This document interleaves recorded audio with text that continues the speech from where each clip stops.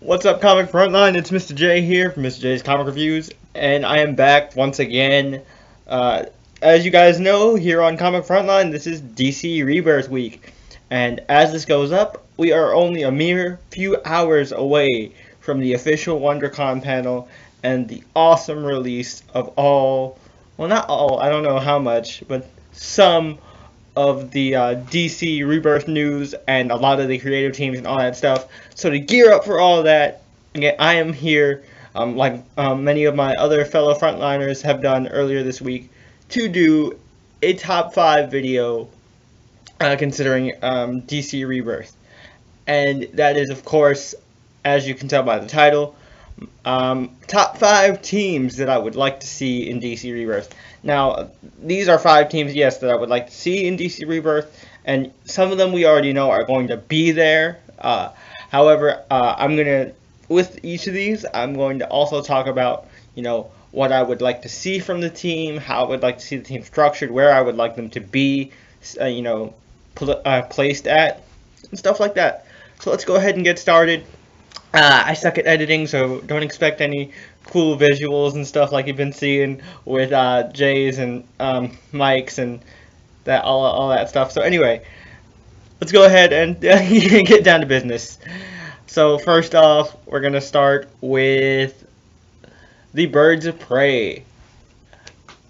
The Birds of Prey. What can I say about the Birds of Prey? I did not even mean to rhyme right there. The Birds of Prey are DC's premier female team, and I mean the Bombshells are doing great. We see that an all-female group can really sell well.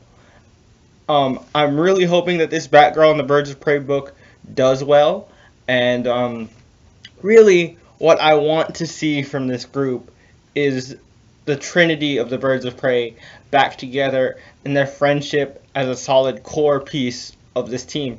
And of course I'm talking about Barbara, Helena, and Dinah, Huntress, Batgirl, and Black Canary. I definitely want those 3 to kind of be the pillar of the team. I would like them to be put into Bloodhaven, because I feel like Gotham is going to be a little overcrowded with people, so I would like to put them into Bloodhaven.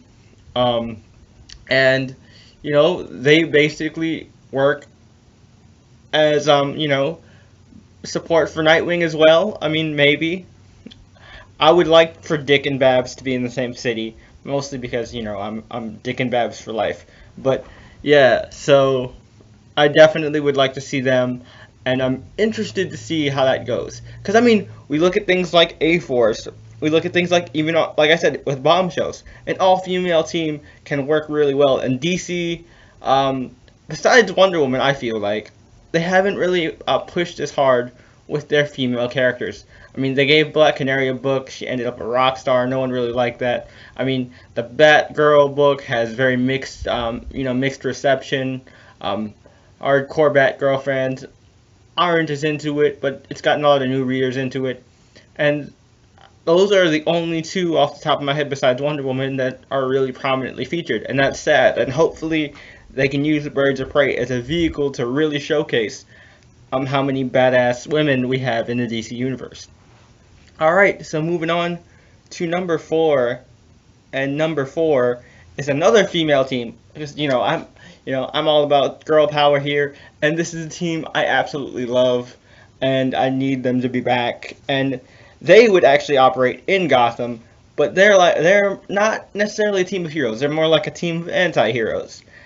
And they're a trio. And if you guys remember what my Batman wall looks like, I have a whole section dedicated to them. Yeah, I'm talking about the Gotham City Sirens. Poison Ivy, Catwoman, and Harley Quinn, with the Riddler operating as their kind of tech support guy. I loved that series so much, and if you get, like, Clayman and I can't remember off the top of my head who writes the Poison Ivy miniseries right now, but if you get those 2 to write a Gotham City Sirens book, I would read that in a heartbeat.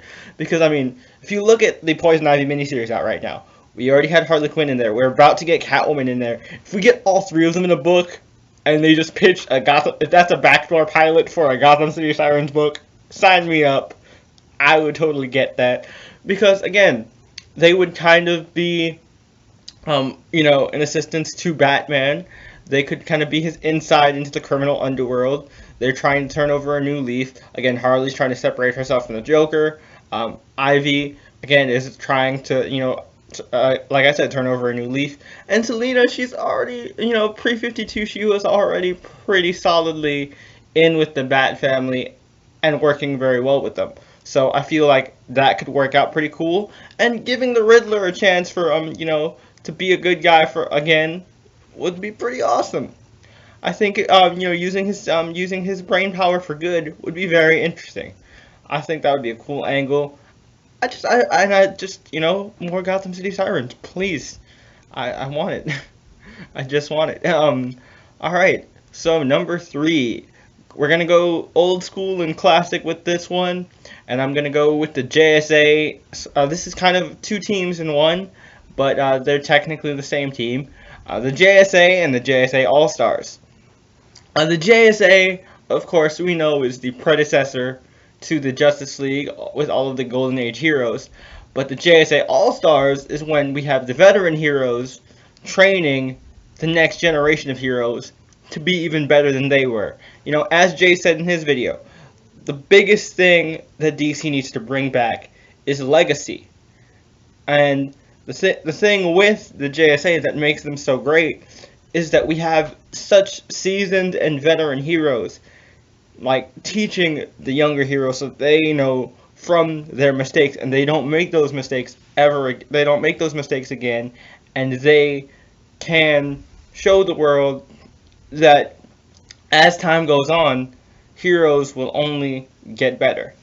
And I think that's such a good message, and it's a great way to keep the heroes that helped really propel this company forward in the first place, helps keep their spirit alive, still helps keep them relevant, and at the same time respects DC's long and established history, which is something Jeff Johns repeatedly mentioned in the DC Rebirth video that he put out.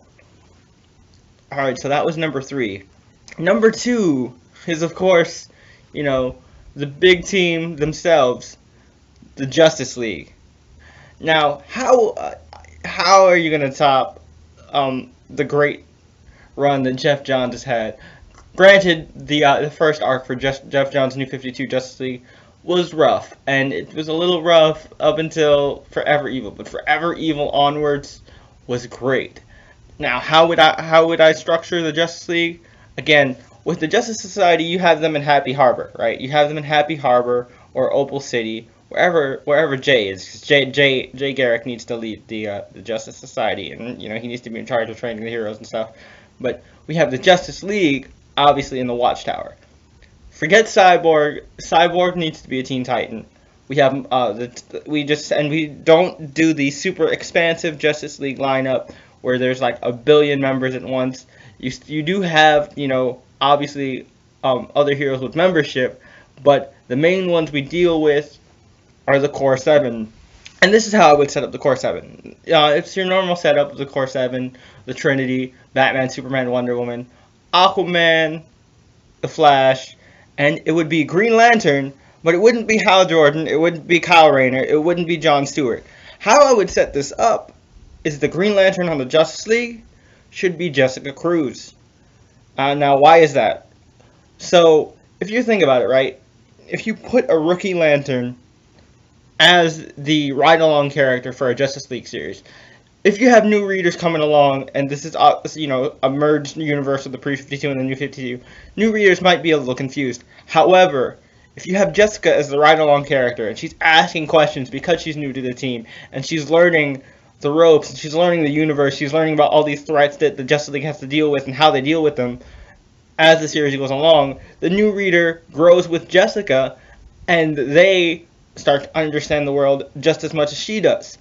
And that's a good device to use to get new readers interested in the Justice League if they haven't been already. And again, you still, for the most part, have the same lineup as the movies if you want to still keep that movie symmetry that, comic companies tend to try and do nowadays. I think it would be a very solid choice to have Jessica Cruz as the Green Lantern of the team. And as we see from the curtain, it looks like there is a female Green Lantern, and we can only assume that that's Jessica Cruz. Alright, so that's the Justice League. What is the number one team that I want to see? Was there ever any doubt, really? It's the Teen Titans. We've got to see the Teen Titans again. And the thing with the Teen Titans that obviously needs to be super addressed and focused on is the family aspect. The fact that the Titans are family. And they look out for each other, and no matter what happens, they'll stay together because they've been through hell and back. They are family, and they're going to stick together through thick and thin. They fought Superboy Prime, and they survived. I feel like there shouldn't be anything that could severely damage the Titans. I mean, besides the New 52. Obviously you have Tim Drake back, but honestly, I'm okay with adding Damian to the team so Damian can grow once more again and, adjust to working with heroes his age. I think it makes a lot of sense. He can still work. I think Tim and Damian really kind of developing more of a relationship would be interesting because, Tim and Damian have always hated each other. I would like to see kind of that growth between brothers. You've got Tim, who's the middle brother, and Damian, who's the baby brother, and obviously they get on each other's nerves. But I would like to see them kind of develop their family bond in the Teen Titans book if Damian is involved in this. If not, it's cool, whatever. Just keep the focus on family and, reestablish those friendships, those relationships that we all know and love. And the thing about Teen Titans is, ever since the Marv Wolfman George Perez run, it's always been about characters, and it's been character-driven stories, character-driven arcs, and it's been almost one giant soap opera. You follow these teenagers throughout their lives and see how they grow, how they develop, how they're feeling, and it's why it's such a compelling story. And I hope they bring that magic back to the Teen Titans. Well, that's pretty much it for my top 5 teams, you guys. What teams do you want to see in DC come back in DC Rebirth? Do you agree with the teams that I suggested? Do you like some of the pitches that I put out for those teams? Let me know in the comments below. As always, don't forget to leave this video a like to let us know you enjoyed it. And don't forget to follow Comic Frontline on Twitter and like our Facebook page as well. We are also proud members of the Comic Podcast Network, so don't forget to check us out on there. Don't forget to, if you haven't checked out Frontline Live episode 100, check it out. It was a lot of fun. We played a little Jeopardy, and it was pretty interesting. Definitely check that out. I have no idea if it's on iTunes yet, but if it is on iTunes, definitely go listen to it, download it. We're on SoundCloud as well. Check all that stuff out. If you like what I did here, and you want to see my individual channel, it's on the side there on the featured channels list on the Comic Frontline page. Or I could leave a card annotated somewhere up here, and you can check out my individual channel if you haven't already. I pretty much do the same thing over there that I do over here. So if you like what I did here, I think you'll definitely like what I do over on my channel. Until next time, guys, hopefully we will see you later tonight for our DC Rebirth live show at 10 p.m. But until next time, I'll catch you later. This is Jay from Mr. J's Comic Reviews for Comic Frontline. And like I always say, once a comic book geek, always a comic book geek. Once a DC fan, always a DC fan. Until next time, guys, I'll see you later. Peace.